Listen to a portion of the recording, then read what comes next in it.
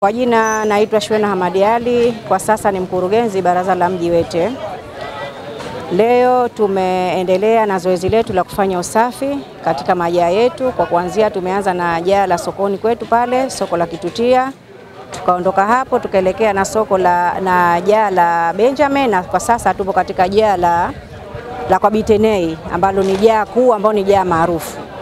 Kwa hiyo kwanza nimshukuru Mwenyezi Mungu kwa kujalia kufanikisha hili swala, lakini pia napenda kuchukua fursa hii kuwashukuru wananchi wa shehia ya Mtemani pamoja na vikundi vya usafi na wafanyakazi wa baraza la mji kwa kutoa mashirikiano yao na kuendelea na kufanya usafi katika soko letu hili la kwa Bitenei.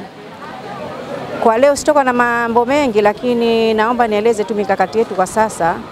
Sasa hivi tumekabiliwa na maradhi ya mlipuko, lakini tukiacha pia na maradhi ya mlipuko, niwaambie tu wananchi wenzangu kwamba tuendelee na mikakati ya kudumisha usafi, kwa sababu usafi ni afya, bila ya usafi hakuna afya, na kama tunavyojua sasa hivi maradhi ya mlipuko ya matumbo yameenea.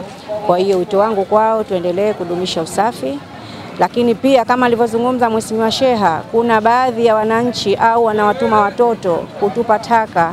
Badala kutia taka kwenye madampo, taka zao wanazitupa nje, kwa hiyo ile inakuwa ni usumbufu.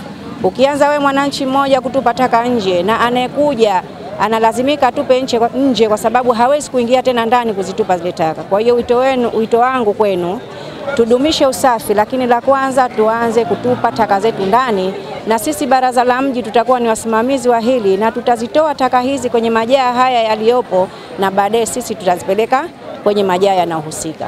Lakini mkakati mwingine tunahakikisha kwamba majaa yote kila siku tutayafanyia usafi, Mwenyezi Mungu akipenda. Lakini na mkakati mwingine tumepanga majaa yote kuyafanyia maboresho. Kama jaa lipo kubwa ni refu dampo yetu, kwa hiyo tutalifanyia marekebisho ili kila mwananchi aweze kulifikia na kuweza kuingiza zile taka sehemu ambayo inahusika.